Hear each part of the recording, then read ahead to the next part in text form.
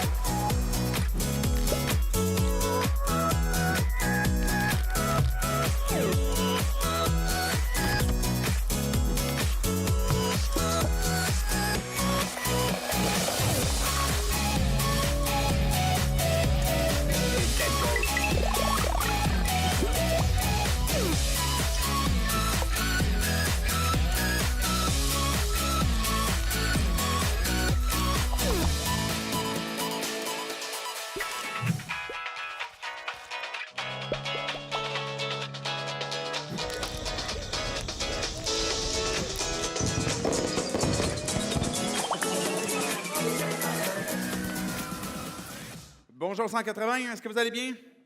Oui, je suis content de vous accueillir. Je m'appelle David Chouinard, je suis pasteur de l'Église. Si vous nous visitez ce matin pour une première fois ou pour une des premières fois, sachez que vous êtes les bienvenus. Si vous nous suivez en ligne ou aussi en diffusion directe ou en rediffusion parce que vous suivez YouTube, bref, bienvenue aussi. On est content de vous accueillir. On poursuit aujourd'hui avec la série Le biscuit chinois avec le livre des proverbes qu'on trouve dans la Bible. Est-ce que vous connaissez des expressions, par exemple, quelques expressions que je crois contemporaines, du moins qu'on entend à l'occasion? L'argent n'a pas d'odeur. Est-ce que vous avez déjà entendu cette expression-là? Cette expression veut dire que l'argent soit gagné d'une bonne façon ou d'une mauvaise façon, peu importe la façon dont ça a été gagné. L'argent n'a pas d'odeur. L'argent, c'est de l'argent. Donc, on peut l'apprendre, ce que l'adage dit. Ce n'est pas un proverbe biblique, mais c'est un proverbe qu'on a dans notre monde contemporain. Ou bien, l'argent ne fait pas le bonheur. Est-ce que vous avez déjà entendu celle-là? Je pense même qu'il y a une toune qui joue une fois de temps en temps, que l'argent fait le bonheur. C'est un autre proverbe auquel on est souvent interpellé, ou est-ce qu'on nous-mêmes, des fois, on se pose la question, mais est-ce que quelque part, l'argent ne va pas faire le bonheur? Ou bien, le temps, c'est de l'argent. Je n'ai pas de temps à perdre, le temps que je perds, c'est de l'argent que je perds. Ou l'argent, ça ne pousse pas dans les arbres. Ou bien, être né avec une cuillère d'argent dans la bouche. On dit ça des gens qui, à notre point de vue, sont nés dans un contexte plus favorable. Ils sont nés peut-être de parents plus riches et puis finalement, on leur dit, ils ont eu tout cuit dans la bouche. Ils sont nés avec une cuillère d'argent dans la bouche. Le sujet de l'argent est un thème qu'on ne pouvait pas passer à côté en abordant le livre des Proverbes. C'est un thème délicat aussi parce que chacun d'entre nous, on a un rapport avec l'argent, qu'il soit bon ou qu'il soit pas bon, qu'il soit, même à notre perception, correct, peut-être qu'il va dissimuler certains aspects de notre relation avec l'argent qui ne sont pas tout à fait corrects. Historiquement, on a au Québec la discussion de l'Église et l'argent, c'est un mauvais fit. C'est quelque chose qui est un peu tabou. Parce que historiquement, l'Église, avec un grand E, l'Église catholique, utilisait beaucoup justement le petit peuple, abusait, il pouvait y avoir de l'abus, par exemple, sur le peuple pour profiter d'eux, tirer leur argent. Puis même historiquement, même avant l'époque du Québec, on vendait des indulgences. Donc, les gens pouvaient donner de l'argent et s'acheter des indulgences et puis avoir des faveurs spirituelles, des faveurs célestes. Mais jusqu'à un moment donné où ce que les gens ils se disent, là, on est tanné, là, on a l'impression d'engraisser une vache qui est déjà grasse. Et puis, donc, il y a eu cet abus-là. Et le fit, ça fait en sorte que, dans notre contexte aujourd'hui, quand l'Église parle d'argent, ben, on a l'impression que finalement, il court après notre portefeuille. Est-ce que l'Église, quand vous venez ici, vous avez peur de, comme, bon, ben, on va me demander mon argent avant de sortir? Je peux comprendre que vous ayez cette peur-là. Je peux comprendre que vous ayez cette crainte-là. Elle est historiquement ancrée en nous, puis par différentes expériences peut-être qu'on a vues, entendues ou même vécues. Aussi, on a, et ça fait partie même de notre héritage aussi, de créer de la pauvreté une vertu. On a l'expression né pour un petit pain.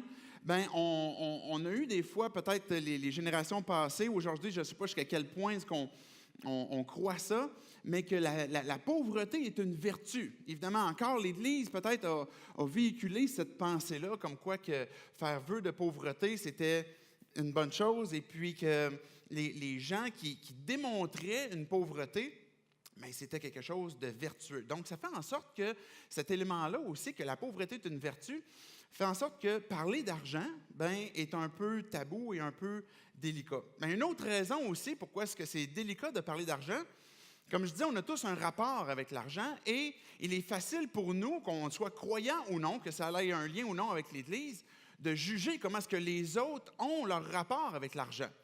On peut regarder quelqu'un et dire, il me semble qu'il ne travaille pas assez, il devrait se botter le derrière, il devrait sortir de l'aide sociale. C'est des jugements qu'on entend dans notre société, mais on peut avoir aussi les jugements à l'inverse.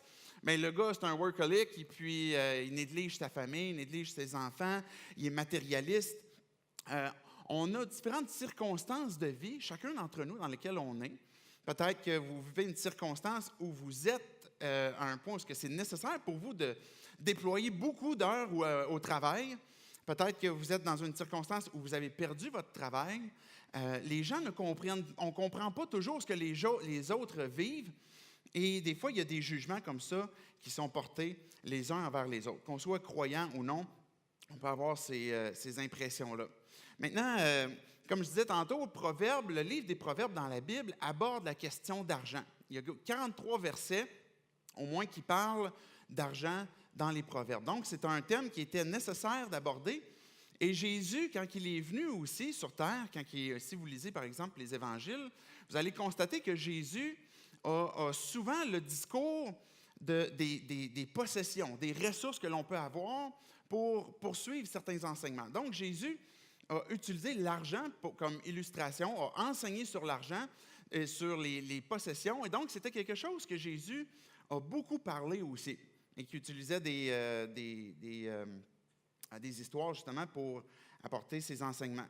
S'il y a quelque chose aujourd'hui qui peut briser des couples, il y a divers sujets qui peuvent briser ou qui peuvent nuire à un couple, mais le sujet de l'argent est le numéro 1 qui vient créer une tension dans un couple. S'il y a quelque chose qui peut venir voler notre joie, c'est bien l'argent ou les ressources qu'on voudrait avoir ou qu'on n'a pas ou qu'on a peut-être trop puis ça peut être un autre problème, je ne sais pas si ça existe, là, mais trop de choses à gérer ou bien se créer de l'angoisse. Je lisais cette semaine le rapport des Québécois avec l'argent et puis je vous épargne les détails parce que c'est assez long, mais une des choses qui ressortait du sondage qui avait été fait auprès des Québécois par Léger Marketing était que la forte majorité des Québécois étaient angoissés par l'argent. Le sujet de l'argent, de leurs finances personnelles, c'était quelque chose qui les angoissait. Donc, c'est plus que de l'inquiétude. Ça semble être même quelque chose qui est viscéral. Et donc, on est tous concernés. C'est un sujet ce matin qu'on va aborder et que j'aimerais qu'on puisse l'aborder, évidemment, comme ce que les Proverbes nous en parlent, mais qu'on puisse l'aborder sous un angle aussi, comment est-ce que Dieu veut nous le présenter dans sa nature. Je vais parler, des fois, je vais dire le mot argent, mais j'aimerais qu'on puisse aller plus loin dans notre réflexion que juste l'argent, parce qu'on peut avoir différentes ressources qui sont à notre disposition. Ça peut être des biens, par exemple, comme une maison, ça peut être des voitures, ça peut être le linge, et même le temps aussi. Le temps est la chose qui vous est donnée, qui a le plus de valeur. Parce que si on vous enlève le temps, vous n'avez plus de vie. Donc, le temps est quelque chose qui fait partie des ressources que l'on a, incluant l'argent, incluant nos différents biens. Et puis, c'est de ces ressources-là qu'on va parler ce matin. Et la vérité que j'aimerais qu'on puisse retenir, c'est de poursuivre Jésus, celui qui donne les ressources, plutôt que de poursuivre les ressources elles-mêmes. On a tous cette tendance à poursuivre et à administrer, à prendre soin et appliquer notre cœur à ces ressources-là.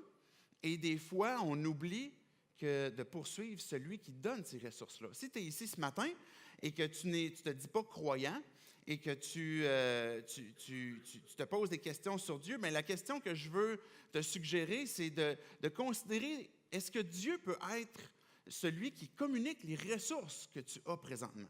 Donc, c'est ça qu'on va voir ce matin. Et juste avant qu'on rouvre le livre des psaumes, j'aimerais qu'on puisse prier ensemble. Dieu, on vient devant toi pour te louer ce matin, pour t'adorer parce que tu es un Dieu qui désire nous parler. Tu n'es pas un Dieu qui est loin dans le ciel, un Dieu impersonnel. Mais en même temps, Dieu, on a besoin que tu viennes parler à nos cœurs, parler à nos têtes, pour que tu puisses, toi, donner ton message. Qu'est-ce que toi, tu veux nous dire? Qu'est-ce que toi, tu veux que l'on comprenne? Comment est-ce que Dieu, tu veux qu'on puisse saisir cette vie que tu nous donnes, une vie en abondance que Jésus, tu nous dis que tu es venu nous donner. À travers ton livre des Proverbes, Dieu, à travers ta sagesse, que tu puisses venir éclairer nos pensées pour que justement on puisse saisir ton message et puis l'appliquer dans nos vies. C'est dans le nom de Jésus-Christ qu'on prie ces choses. Amen. La première des choses, nos ressources, nos possessions nous créent une forme d'illusion. On a de l'argent, par exemple, on a des biens, on a une maison, on a des voitures, peut-être que vous avez divers biens comme ça, et on a une certaine illusion que ce que ces choses-là peuvent nous apporter. Parce que c'est vrai que si vous avez, par exemple, un appartement, une maison, sur un toit sous lequel vous pouvez vivre, bien, vous allez être protégé. Vous allez avoir une protection contre les intempéries, si vous avez de la nourriture dans le frigidaire, vous allez avoir une protection pour nourrir finalement votre corps. Et ce peu que les ressources peuvent apporter à notre vie nous donne l'impression que c'est sur quoi on peut se reposer. Et c'est la raison pour laquelle je dis, bien, poursuivons Jésus, celui qui donne les ressources, plutôt que de poursuivre les ressources en elles-mêmes. Et une des illusions qui nous est donnée, c'est justement la sécurité. Regardez Proverbes, on va lire, je vais juste mettre les références, je n'ai pas écrit Proverbes à chaque fois, j'ai juste écrit les chiffres. Donc, si vous voyez, par exemple, à droite en haut, 11, 28, donc c'est Proverbe 11, le verset 28. Ce que le Proverbe 11, 28 dit, c'est « Celui qui se confie en ses richesses dépérit, les justes prospèrent comme des arbres verdoyants. » Le Proverbe 18, 10 à 12 dit « Le Seigneur protège avec puissance la personne qui agit bien. La personne qui agit bien vient auprès de lui. Elle est en sécurité. » Pour le riche, c'est sa richesse qui est une sécurité. Elle le protège comme un mur de défense. Mais l'orgueil d'un homme, le conduit à sa perte. Pour être honoré, il faut d'abord se faire petit. Proverbe 28, verset 11 dit « Le riche croit qu'il est sage. Pourtant, une personne pauvre mais intelligente, c'est le démasquer. » J'ai pris 3 proverbes qui nous montrent qu'on a cette illusion de trouver une sécurité dans nos possessions et de trouver, à travers les biens que l'on a, bien, différentes sécurités. Et c'est pour ça que Proverbe dit, par exemple, mais la personne qui se protège et qui se place finalement avec le Seigneur, bien, ça dit que cette personne-là sera en sécurité, comparativement au riche qui va se confier dans ses richesses pour se créer une sécurité. Donc, cette sécurité-là, même le dernier proverbe disait, bien, le riche, il se croit sage. Il croit que tout ce qu'il a obtenu est à cause de lui. Il croit que c'est son intelligence qui l'a amené là. Et même son intelligence, on peut se questionner à savoir, mais qui a donné la capacité de réflexion? Et finalement, bien, la personne qui est riche, qui se croit sage, mais le proverbe dit, bien, même un pauvre, mais qui est intelligent, c'est démasqué que ce n'est pas ce qui communique la sécurité. Ce n'est pas la sagesse d'un homme qui fait qu'on va être capable de se garder ultimement en sécurité. Il y a une sécurité beaucoup plus grande que juste les intempéries auxquelles on a besoin. Une autre illusion que l'on a, c'est la satisfaction. Regardez Proverbes 15, 16 et 17.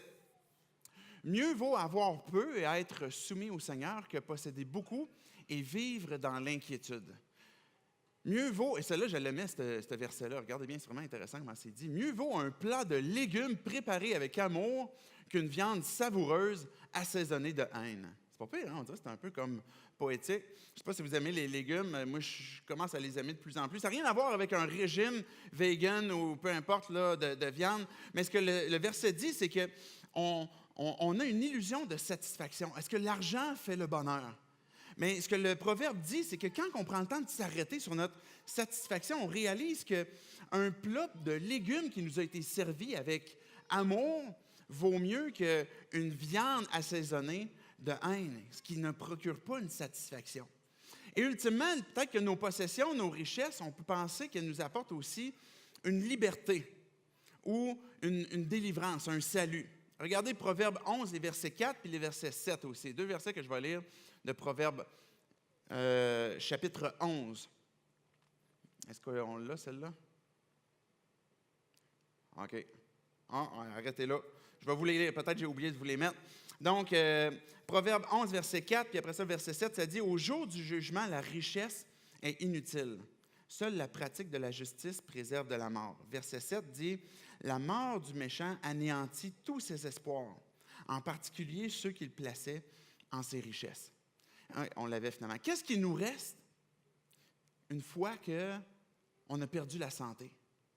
Une fois qu'on est sur notre lit et qu'on est sur le point de mourir, qu'on est sur le point de traverser ce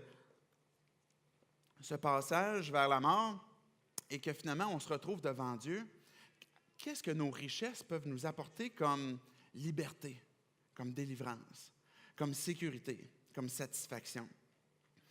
Je voulais qu'on parle d'abord des illusions qu'on peut avoir parce qu'on a besoin de nous-mêmes prendre conscience de « mais qu'est-ce que je crois? » Peut-être qu'on a de la misère à se départir des fois de certains mensonges, certaines pensées que l'on a par rapport à nos possessions, mais si au moins on est capable de les identifier, on va déjà pouvoir faire un bout de chemin. Quand que je place ma sécurité dans mes biens ou ma satisfaction, mais ma sécurité va devenir encore plus inquiétante quand mes biens, mon argent va disparaître. J'aimerais vous parler de la nature même de Dieu.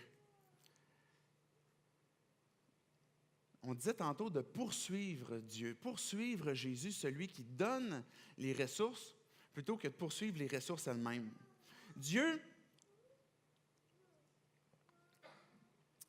habitait depuis toute éternité entre le Père, le Fils et le Saint-Esprit, et avait une harmonie parfaite. Puis on en a parlé il y a quelques dimanches quand on parlait de l'amitié. Dans la nature même de Dieu, il y a cette fraternité dans laquelle le Père, le Fils, l'Esprit Saint vont vivre ensemble. Et Dieu qui partageait cette gloire, cette joie, cette fraternité, cet amour entre le Père, le Fils et le Saint-Esprit, un jour Dieu a dit « Faisons l'homme à notre image ». Pas parce qu'on a besoin de lui, pas parce qu'on a besoin des hommes pour nous servir, pas parce qu'on a besoin des hommes pour qu'ils nous rendent un culte, parce que j'ai le désir qu'on puisse partager avec eux qui on est.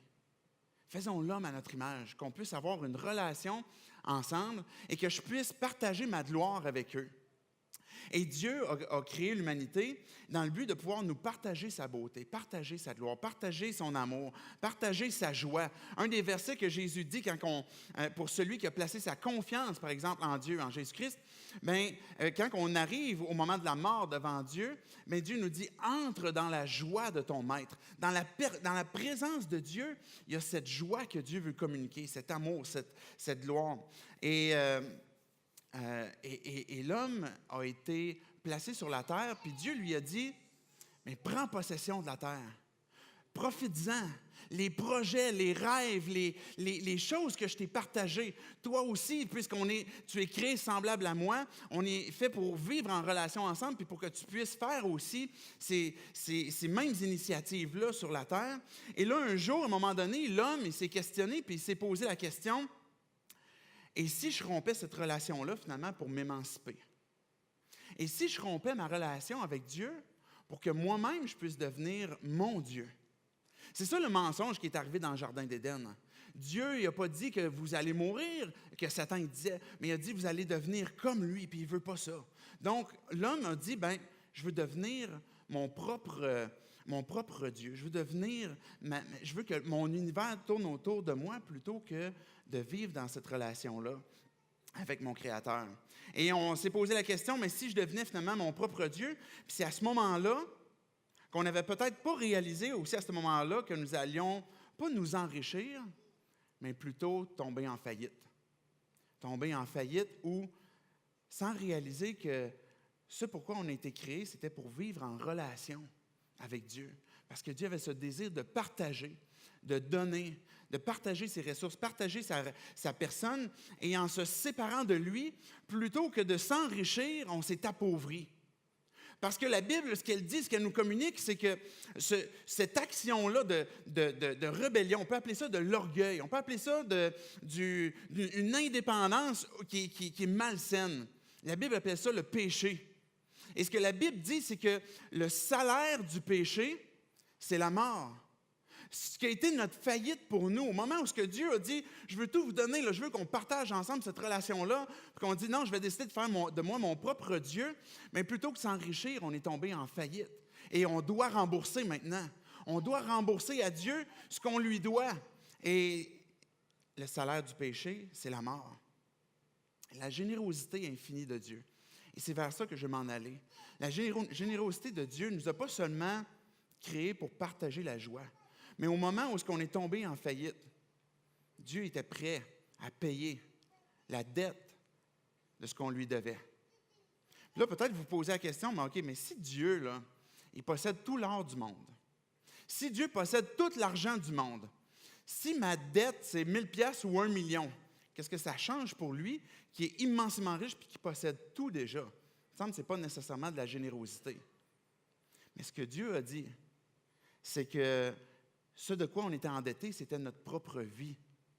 Et puis pour obtenir la vie à nouveau, il fallait qu'une vie soit payée. Il fallait qu'une vie soit donnée. Et donc, c'est plus juste de « OK, je vais te donner des richesses là, pour racheter ce que tu me dois. » C'est pas ça. C'est que si le salaire du péché, c'est la mort, puis que ce que je dois rembourser, c'est ma vie, mais Dieu a dit « Je suis prêt à rembourser pour payer ta vie. Je suis prêt à te racheter. » Et pour ça, le Père a parlé au Fils, puis il a dit, cette relation-là qu'on a depuis toute éternité, on va la briser pendant un temps pour ouvrir une porte, pour que l'humanité puisse entrer. Puis le Fils a été disponible, plus que disponible, volontaire, puis il a dit, je suis prêt à aller vivre parmi eux. Je suis prêt à aller les rejoindre, à apporter le corps, à apporter le sang, à apporter avec eux la vie, puis sans jamais pécher, sans jamais avoir cette dette de péché à rembourser et dire, bien, je vais donner ma vie pour l'humanité. Ça, c'est la générosité infinie de Dieu. Parce que Dieu a tellement aimé qui tu es, qui nous sommes, qu'il nous a donné son Fils, que Jésus nous a donné sa vie, que l'Esprit Saint il a dit pour prouver à toute l'humanité que c'est un pardon qui est disponible et accessible pour tout le monde, je vais ressusciter avec puissance le Fils, Jésus. Ça, c'est le don gratuit de Dieu, le don gratuit de la vie éternelle. La raison pour laquelle je vous parle de la bonne nouvelle, c'est que ça a un lien directement avec votre perception des finances, votre perception de vos ressources. Parce que quand on prend d'abord et avant tout le temps de regarder c'est quoi la nature de Dieu, notre regard est transformé. Notre façon de voir les choses est transformée. Dieu est un Dieu généreux, qui aime donner, qui a donné ce qu'il lui avait de plus cher, qui a sacrifié. Le pardon qu'on peut obtenir est gratuit, mais ça ne veut pas dire qu'il n'a rien coûté. Est-ce que vous comprenez ce que je veux dire? Parce qu'il a coûté ce qu'il y avait de plus cher, c'est-à-dire la vie du Fils. Mais pour nous, il ne coûte rien. Donc, pour celui qui sacrifie, ça coûte énormément cher. Mais ce qui est difficile à croire, c'est que quand je passe une dure journée de labeur, une dure semaine, puis là, j'arrive le vendredi soir, puis là, je me prépare un bon petit plat. J'ai travaillé à la sueur de mon front toute la semaine, j'ai rushé, ça a été pénible. Et là, je m'assois derrière mon assiette. Ce qui est difficile peut-être, c'est de dire « Merci Dieu pour cette assiette que tu me donnes ce soir. » Parce que je pourrais avoir la perception que « Mais non, mais c'est parce que je sais que j'ai rushé là, pour travailler. Là. Je sais que l'argent que j'ai gagné puis que j'ai dans mon compte de banque, dans mes poches, les ressources que j'ai, c'est parce que j'ai travaillé dur. » Et c'est un élément de foi qui est difficile à accepter. Parce qu'on a encore cette mentalité, cette nature que tout tourne autour de moi. C'est moi qui est le Dieu de mon univers. Et ce que je mange, ce que je porte, mes hobbies, ce que je fais au travail, bien, tout ça, c'est moi. C'est à cause de moi. C'est par ma force. Mais c'est là la question que je veux vous amener à réfléchir. Et même si tu crois déjà en Dieu, on doit se reposer cette question-là. Et si c'est Dieu qui pourvoyait, même à la force que tu as pour travailler le matin? Et si c'est Dieu qui pourvoyait à ton salaire? Et si c'est Dieu qui pourvoyait à la nourriture qu'il y a sur ta table? Elle a poussé quelque part, cette nourriture-là, elle est apparue quelque part. Et si c'est Dieu qui l'avait donnée? Et si c'est Dieu même, parce que peut-être tu dis, ben moi je reçois certaines subventions du gouvernement, mon régime de retraite, l'aide chômage, l'aide sociale, les prestations pour enfants, mais si c'est Dieu qui inclinait le cœur de nos gouvernements pour prendre soin de l'humanité, et si c'est Dieu qui faisait ça, et si c'est Dieu qui faisait ça, ça changerait notre regard sur qu'est-ce qu'on poursuit ou qui est-ce qu'on poursuit. À un moment donné, Paul est un apôtre dans le Nouveau Testament, dans les Actes. Il est arrivé dans une ville, puis là, les gens ont été impressionnés par un miracle qu'il avait fait. Et là, les gens se sont mis comme à vouloir sacrifier un animal pour dire « Hey, Paul, t'es un Dieu, là, c'est fou ce que tu fais. » Et là, Paul, il capote parce qu'il dit « Non, vous n'avez rien compris, là. Parce que le Dieu qui a créé le ciel et la terre, le Dieu qui a fait que l'humanité habite sur la terre, là. Puis le Dieu qui a fait que même les races sont apparues, puis qui a délimité la demeure de chacune d'entre elles, c'est lui qui donne la pluie. » On le savait, c'était à cause de lui. C'est lui qui donne la pluie, c'est lui qui donne le soleil, c'est lui qui donne la moisson. La pluie est un signe de bénédiction en passant dans la Bible, hein? Peut-être pas au Québec, là. Mais c'est lui qui, et là Paul il dit, c'est lui qui vous donne même la joie que vous avez dans votre cœur. Parce que Dieu est un Dieu généreux, un Dieu qui aime partager. C'est dans sa nature. Et Dieu ne va pas se dénaturer. Il aime, il donne. Il est généreux, il donne. On a besoin d'ouvrir notre esprit à cette question. Et si c'est Dieu qui donnait? Et si nous, on contrôlait peut-être pas tant que ça nos vies? Jusqu'à quel point est-ce qu'on contrôle vraiment chacune des actions de nos vies? Ça ne veut pas dire qu'on n'a pas d'intelligence et qu'on n'a pas de capacité à prendre des décisions. Ce n'est pas ce que je dis. Mais jusqu'à quel point est-ce qu'ultimement, on n'a pas besoin de Dieu pour lequel on a été créé, pour être en relation avec lui, qui aime nous donner ces choses-là et dispenser tout ce que l'on a. Les proverbes nous appellent à deux choix. Ils nous appellent à un choix finalement sur deux choses. La sagesse ou la folie. Et la Bible montre qu'il y a, particulièrement dans Proverbes, qu'il y a deux types de personnes. Ce n'est pas les riches et les pauvres. Ce n'est pas ces deux types-là de personnes. Ce n'est pas toujours un choix que l'on a. On peut travailler, on peut faire certains changements de comportement qui vont nous aider à mieux s'enrichir ou du moins obtenir finalement les ressources pour notre vie. Mais les deux types de personnes que Dieu va révéler, c'est la personne qui est sage ou la personne qui est folle. Et ça dépend d'un choix que nous, on fait. Ça ne dépend pas, est-ce que tu es né sage ou est-ce que tu es né fou, mais plutôt, quel choix est-ce que l'on fait. J'aimerais vous lire un proverbe. Proverbe 3, les versets 5 à 10. Qu'est-ce que ça change? Quelle est la réponse de la sagesse? Proverbe 3, 5 à 10 va dire, « Ne t'appuie pas sur ton intelligence, mais de tout ton cœur, mets ta confiance dans le Seigneur. Reconnais-le dans tout ce que tu fais. Et lui, il guidera tes pas. Ne pense pas que tu es sage, mais respecte le Seigneur et éloigne-toi du mal. » Juste attends un peu avant de tourner.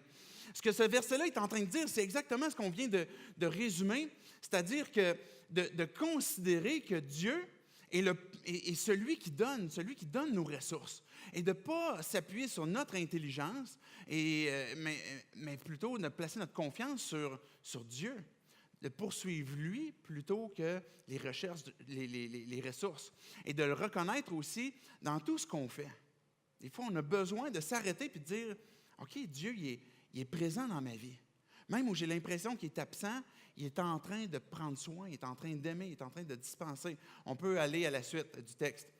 « Cela guérira ton corps et te donnera des forces. » Parce que ce que ça crée, juste avant que je continue de lire, c'est que ça vient placer une confiance profonde. On peut avoir 1 million d'inquiétudes pour les choses qui s'en viennent demain. Est-ce que tu vas avoir les ressources suffisantes? Mais quand tu poursuis celui qui donne les ressources, ça va guérir ton corps, ça va te donner les forces. Parce que tu ne vas pas poursuivre des choses qui peuvent facilement s'envoler. Verset 9. « Honore le Seigneur en lui offrant ce que tu as. Donne-lui la première part de tes récoltes. Alors tes greniers seront pleins de grains et tu ne manqueras pas de place pour garder ton vin. » Spécial, hein? On parle de plusieurs bouteilles de vin, j'imagine. Tu ne manqueras pas de place pour garder ton vin. Proverbe, ce qu'il est en train de nous montrer, c'est ces deux types de personnes où on peut choisir la sagesse ou la folie. Je donne un exemple. Je vais inviter les musiciens aussi à s'avancer pour la conclusion, tranquillement. À un moment donné, je suis en train de travailler et puis ma fille commence à venir me déranger pour me demander du papier. Fait que là, j'étais à la maison, j'étais à mon bureau, puis là, elle vient me déranger, elle vient me chercher du papier. Puis là, je sors mes affaires de mon bureau, là, je lui donne le papier, elle repart. Là, elle revient et elle me dérange encore. Fait que là, qu'est-ce que tu veux? Fait que là, je peux t'avoir des crayons, s'il te plaît? Ouais, OK, là, je prends des crayons. Je donne des crayons. Et puis là, elle part, là, elle revient. Papa, je peux-tu avoir ta règle, là? Là, j'aime bien me concentrer déjà en partant, là, j'ai un petit peu de déficit. Là, elle vient constamment me déranger. Fait que je commence à m'en venir un petit peu impatient. Là, je donne des affaires, tu sais. Puis elle part. Puis là, finalement, après un certain temps, elle revient encore. Puis je me suis pas mis en colère, mais j'étais sur le bord. Puis là, elle arrive avec un dessin qu'elle m'avait fait. À partir des feuilles que j'avais données, à partir des crayons que j'avais donnés, à partir de la règle que j'avais donnée, puis elle revient avec ce dessin qu'elle me donnait pour me dire que finalement, elle m'aime. Et qu'elle m'a préparé ce dessin-là pour me montrer que je suis important pour elle. Mais tout au long, finalement, c'est moi qui lui ai fourni le papier, c'est moi qui lui ai fourni les crayons, c'est moi qui lui ai fourni la règle. Mais ce qu'elle a voulu faire, c'est me montrer que, comme je viens de dire, qu'elle m'aime. Ce qu'on vient de lire de ce texte-là, c'est que celui qui honore Dieu avec ses biens, c'est pas parce qu'il en a fait une religion puis qu'il s'est dit « OK, là, il faut que j'achète des indulgences » ou « OK, là, il faut que je donne parce qu'il faut absolument que je plaise à Dieu » ou parce que là, il y a des gens qui me surveillent savoir si je donne. Celui qui honore Dieu, celui qui dit « Dieu, là, je t'adore ». C'est une adoration. Je suis en train de dire à Dieu, je ne suis pas en train de te donner pour comme faire du trade avec toi pour que tu me redonnes en échange. Je suis en train de te donner parce que je suis en train de t'honorer. Je suis en train de t'adorer. C'est une adoration quand on donne à Dieu, quand on redonne ultimement à Dieu. Comme un enfant qui redonne simplement. Ce principe de donner, c'est de comprendre premièrement que tout lui appartient. Et à un moment donné, il y avait des femmes qui suivaient Jésus dans les évangiles. Et des femmes qui avaient été, que le texte dit, c'est Luc 8, qui avaient été délivrées, par exemple, d'esprits mauvais. Des femmes qui avaient été guéries. Et puis, ce que le texte dit, c'est que ces femmes-là ont commencé à suivre Jésus, puis assistaient Jésus et les disciples de leurs biens. La raison pour laquelle elles ont fait ça, c'est parce qu'elles ont compris la générosité de Dieu. Elles ont vu l'amour de Jésus. Et pour elles, c'est devenu normal que de dire, Jésus, là, ce que tu m'as fait vivre, ce que tu m'as fait comprendre, je veux que d'autres puissent le goûter aussi. Et je veux t'assister de mes biens. Je veux pourvoir à ce ministère de l'avancement de ton royaume. Et puis, je veux contribuer moi aussi. Pas juste constamment recevoir de ce que tu as donné, Jésus, mais je veux être présente pour te donner. Et c'est le même principe que Dieu nous interpelle encore aujourd'hui. Et 2 Corinthiens, je ne me souviens pas si je l'ai apporté, 2 Corinthiens, verset 9, chapitre 9, les versets 6 à 9, dit « Rappelez-vous ceci, celui qui sème peu, récoltera peu. Celui qui sème beaucoup, récoltera beaucoup. Il faut donc que chacun donne comme il a décidé, non pas à regret ou par obligation, car Dieu aime celui qui donne avec joie. Et Dieu a le pouvoir de vous combler de toutes sortes de biens, afin que vous ayez toujours tout le nécessaire, et en plus de quoi contribuer à toutes les œuvres bonnes. Comme l'Écriture le déclare, il donne largement aux pauvres, sa générosité dure à toujours. Il y a ce principe qui nous a été donné à travers la Bible, avant même la loi, de donner les premiers fruits de ce qu'on reçoit. Les gens donnaient 10 %. C'est un principe qui a transcendé, et ce n'est pas une loi, mais c'est un principe qui, je pense, qui peut être appliqué. Et ce que le texte nous dit ici, c'est de le faire aussi avec joie, avec une compréhension de ce que c'est la nature de Dieu. Quand je comprends, quand je goûte c'est quoi l'Évangile et de comment jusqu'où Jésus a été généreux, puis Dieu a été généreux, et de dire, je veux que d'autres puissent participer aussi à l'avancement de ce royaume-là. Et c'est une bonne opportunité que de pouvoir maintenant contribuer à l'avancement de son royaume. Donc, ce que la sagesse, la réponse de la sagesse que les proverbes nous disent, c'est d'honorer Dieu avec nos revenus, en redonnant, en disant, Dieu, c'est à cause de toi que j'ai tout cela maintenant. Et je vais terminer en rafale différentes choses que ça peut changer, c'est-à-dire notre contentement. Proverbe 23, 4 et 5 dit « Ne te fatigue pas pour posséder la richesse. Arrête d'y penser. Tu jettes sur elle un coup d'œil et la voilà déjà partie. Elle sait prendre des ailes comme l'aigle qui s'envole. » Le contentement, c'est de dire « J'ai ce que j'ai. Puis je suis heureux avec ce que j'ai. Et je ne vais pas chercher constamment à en avoir plus. » Si vous avez beaucoup d'argent, ce n'est pas un péché. Peut-être que vous avez le regard sur des gens que vous considérez riches et vous dites, en même temps, il y a une trop grosse maison pour être chrétien, lui. Trop grosse auto. C'est pas un péché que d'être riche. C'est correct d'être riche. Si vous avez l'opportunité d'en faire de l'argent, faites-en. Le problème, c'est peut-être le manque de contentement ou de ne pas reconnaître comment est-ce que Dieu dispense cet argent-là dans ta vie. Mais ce qui est un péché, c'est l'amour de l'argent. Ce qui est mal, c'est d'aimer l'argent. Et ça, n'importe qui peut être pris de l'amour de l'argent, même si tu n'en as pas, et de vouloir posséder plus. Ce que la perception est transformée aussi, c'est que ça change ma générosité. Et je vais terminer par un dernier texte, Proverbe 11, versets 24 à 26. Et quand je parle de générosité, c'est non seulement envers le royaume, comme je disais tantôt, envers l'œuvre de Dieu, mais même aussi dans ma vie personnelle. Certains donnent beaucoup et deviennent plus riches. D'autres gardent trop pour eux et deviennent pauvres. Une personne généreuse recevra beaucoup de biens. Celui qui donne à boire recevra à boire, lui aussi. Celui qui garde son blé en réserve, le peuple le maudit, mais celui qui le vend, le peuple le bénit. Dieu est généreux. Et ce que Dieu est, il le fait. Puisque Dieu est généreux, il donne, il te donne. Et nous qui recevons de Dieu, fait en sorte que nous sommes riches des ressources que Dieu nous donne. Que ce soit le temps, que ce soit les biens, que ce soit l'argent. Et puisque Dieu a été généreux avec moi, moi aussi je veux être généreux et donner et redonner. Et on a peut-être toutes sortes d'opportunités autour de nous qu'on peut faire du bien, qu'on peut prendre soin. Et une Église, un croyant, si tu te poses la question, c'est quoi un croyant? C'est évidemment quelqu'un qui a une foi, qui a placé sa foi en Jésus-Christ pour obtenir le pardon de ses péchés, le remboursement de sa dette, qui était la mort, pour obtenir la vie en Jésus-Christ. Mais c'est aussi quelqu'un qui va vivre comme Jésus. Et Jésus, ce qu'il faisait quand il marchait sur terre, il prenait soin des gens. Il guérissait des malades. Il nourrissait des gens. Il se laissait approcher par des gens qui avaient des difficultés. La personne qui donne aux pauvres, je t'avais dit que c'était le dernier texte, mais je trouve que cela est important. La personne qui donne aux pauvres prête au Seigneur et le Seigneur le récompensera. La personne qui donne aux pauvres ne manquera de rien, mais celle qui refuse de les regarder sera couverte de malédiction.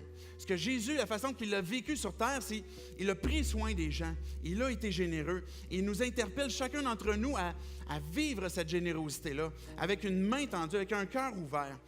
Pour nous, ce que ça nous conduit maintenant dans cette conclusion de ce texte, de ces textes sur les ressources, c'est peut-être de prendre conscience nous-mêmes dans nos propres vies. Est-ce qu'il y a des mensonges que je crois, que je dois dénoncer, d'une fausse sécurité, d'une satisfaction, d'une liberté que je crois que les possessions me donnent? Mais de replacer nos cœurs sur Jésus puis de dire, c'est toi que je veux poursuivre. C'est toi que je veux suivre. C'est toi que je veux faire confiance.